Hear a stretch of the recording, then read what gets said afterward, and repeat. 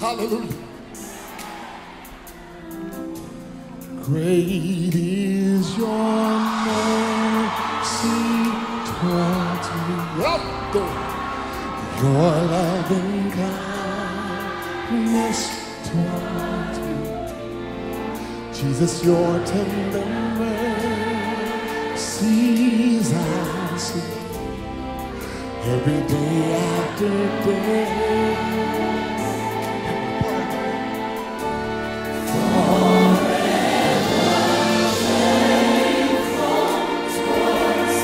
Always providing. Yes, Lord. Sing to the Lord tonight.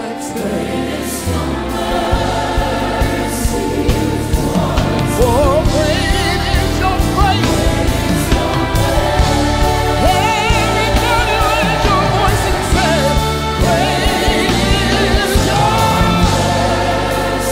mercy. Now how you come? Talk to God. Your loving kindness towards me, Lord. Joe, your tender mercy I can see day after day, day after day.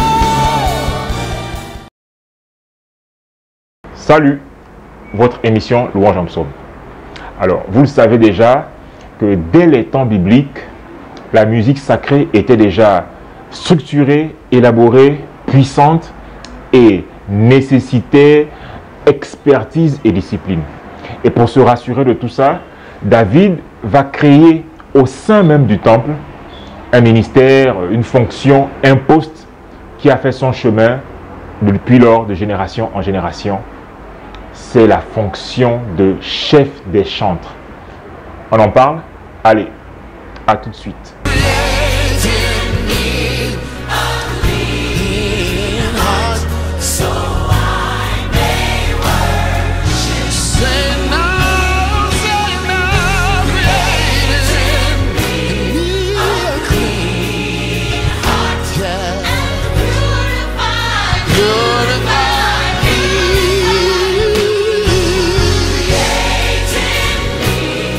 Pour les plus avisés parmi vous, vous l'avez certainement déjà remarqué dans les recueils de cantiques ou dans les partitions. En en-tête ou en milieu de morceaux, vous avez souvent des consignes musicales, des indications musicales. Dans le livre des psaumes, c'est la même chose. L'une des en-têtes, l'une des consignes musicales les plus répandues dans le livre des psaumes est « Au chef des chantres ». Le psaume 5 que nous allons étudier par exemple commence par ça. L'expression très connue « au chef des chantres » est très souvent utilisée par la version Louis II. Mais l'autre version vont par exemple dire « au maître de chant » ou « au maître chantre ». La King James va même jusqu'à dire « au chef de musique ». La version second 21 et la Tob vont utiliser par contre une traduction, une expression que nous allons exploiter aujourd'hui. C'est au chef de chœur ou au maître de chœur. Le mot hébreu qu'on a traduit par chef de chantre ou maître de chœur est un peu complexe à prononcer et à déchiffrer. Et cette expression veut littéralement dire l'excellent, le brillant, ou veut aussi dire le chef de chantier, le maître des travaux, ou le maître d'œuvre, ou le contremaître. Ces différents sens du mot ont un rapport étroit avec les différentes compétences qu'on attendait à l'époque d'un vrai maître de chœur. Il devait avoir de bonnes connaissances dans les différents concepts de louange. Il devait avoir de bonnes connaissances bibliques.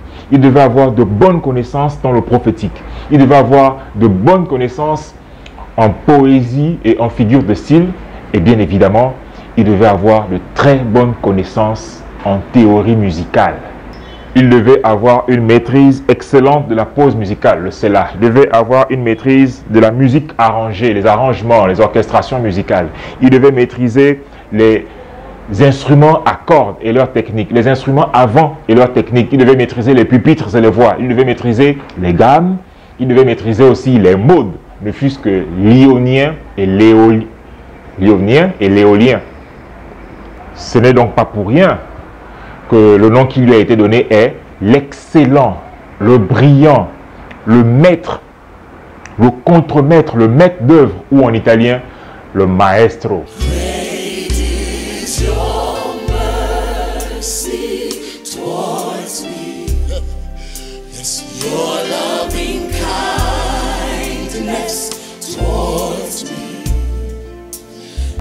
3 hommes dans la Bible ont été les premiers à exercer cette fonction.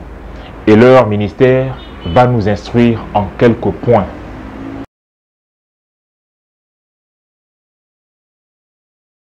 Celui qui est souvent cité en tête de liste, c'est Asaph, parmi les maîtres de chant, bien sûr. D'ailleurs, à un certain moment de l'histoire, les chantres seront appelés les fils d'Asaph. Aussi, son nom, le nom Asaph, a 2 significations qui sont complémentaires. Signification numéro 1. Le nom Asaph veut dire « il ajouta » ou « il ajoute », celui qui ajoute. Ainsi, un bon maître de chœur doit être un bon ajouteur, un bon recruteur qui doit savoir déceler les capacités et potentiels de ses chantres pour le plus grand bien du groupe. Et bien évidemment, il doit aussi savoir rajouter des choses au bagage technique et au bagage spirituel des membres de son groupe. Signification numéro 2 du mot Asaph. Asaph veut aussi paradoxalement dire « il retranche » ou « il retrancha ».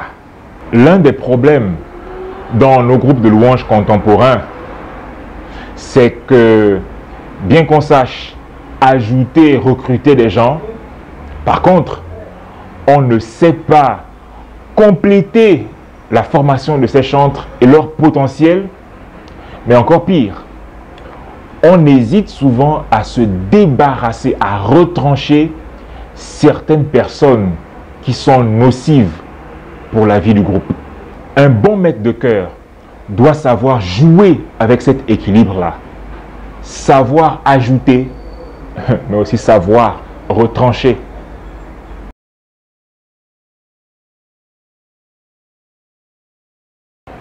Héman, lui, est le maître de chœur prophétique par excellence. La Bible témoigne de lui et des chantres qu'il a formés. On sait qu'ils étaient très profonds avec Dieu, mais aussi qu'ils étaient fidèles et loyaux envers la royauté messianique, c'est-à-dire les rois issus de David. Le nom Aman, son nom Héman, vient du verbe hébreu Aman, qui veut dire croire, qui veut aussi dire être digne de confiance, qui veut dire être affermi et qui veut dire être fidèle. Mais aussi ce mot, ce verbe Aman, bien évidemment vous le pressentez, est le verbe qui a engendré le mot très utilisé Amen. Amen vient de Aman. Et le verbe Aman encore a engendré tous les mots qui sont de la famille de la vérité. Donc, le mot Emet qui vient de Aman, le mot foi, Emout ou Emouna, et d'autres mots qui sont vraiment des valeurs, des vertus cardinales. Le verbe Aman. Un bon maître de cœur, donc, comme Aman, est un homme de foi, de vérité, de loyauté, de fidélité envers les principes spirituels fondamentaux qui établissent la base de la vie chrétienne, mais aussi les fondements du ministère du chant.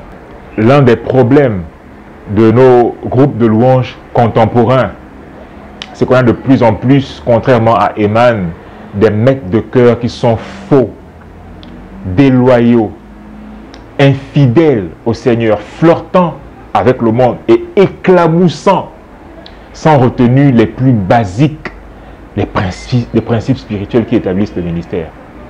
Et quand c'est le cas, le groupe est en danger.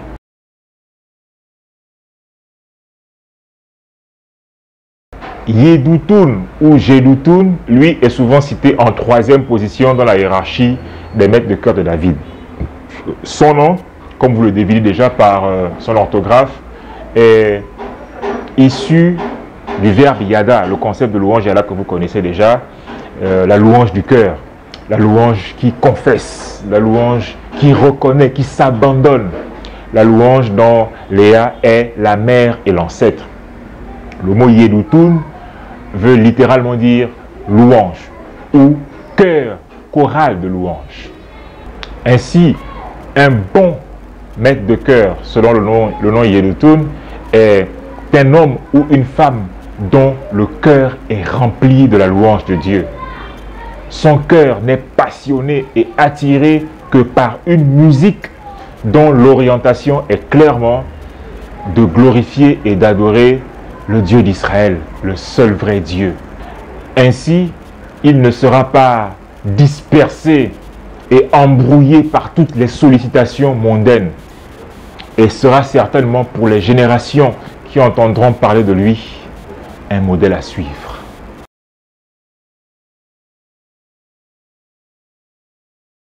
En conclusion, un maître de cœur, c'est un homme ou une femme au grand cœur, un cœur qui sait édifier les gens, un cœur qui sait ajouter, mais aussi un cœur qui sait retrancher, un cœur fidèle et loyal, un cœur qui ne bat que pour la louange du Dieu véritable, le Dieu qui en vaut vraiment la peine. Tu désires ou tu es déjà un maître de cœur, c'est que tu exerces une œuvre excellente. Mais fais attention à toi. Prends garde à toi. Allez, shalom. Is your mercy towards me, Jesus? Your loving kindness toward me. Your tender